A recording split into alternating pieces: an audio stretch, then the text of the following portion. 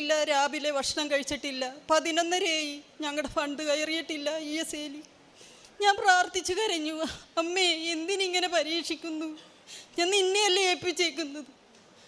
11:30 doctor വന്ന് പറഞ്ഞു, sister വന്ന് പറഞ്ഞു ഓപ്പറേഷൻ ഇന്ന് നടക്കൂല. ഞാൻ പറഞ്ഞു അമ്മേ എന്താ ഞങ്ങളിങ്ങനെ വേദനിപ്പിക്കുന്നത്.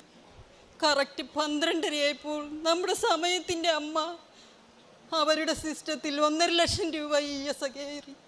12:30 ഈ മനുഷ്യന് ഓപ്പറേഷത്തിന് കയറ്റി. 15 ഡോക്ടർമാർ ഓപ്പറേഷൻ ചെയ്ത റിസൾട്ടാണ് ഈ RCCയിൽ. ഇയാൾ ഓപ്പറേഷത്തിന് കയറിയപ്പോൾ ഞങ്ങളോട് പറഞ്ഞു കിട്ടില്ല, പ്രതീക്ഷിക്കണ്ട. ഞാൻ പറഞ്ഞു എല്ലാം ദൈവത്തിൻ്റെ കയ്യിലിരിക്കുന്ന കാര്യമാണ്, ദൈവത്തിന് അസാധ്യമായത് ഒന്നുമില്ല. ഞാൻ പറഞ്ഞു ഓപ്പറേഷത്തിന് കയറിയപ്പോൾ അമ്മേ നീയും ഈശോയും ആയിരിക്കണം സർജറി നടത്താൻ.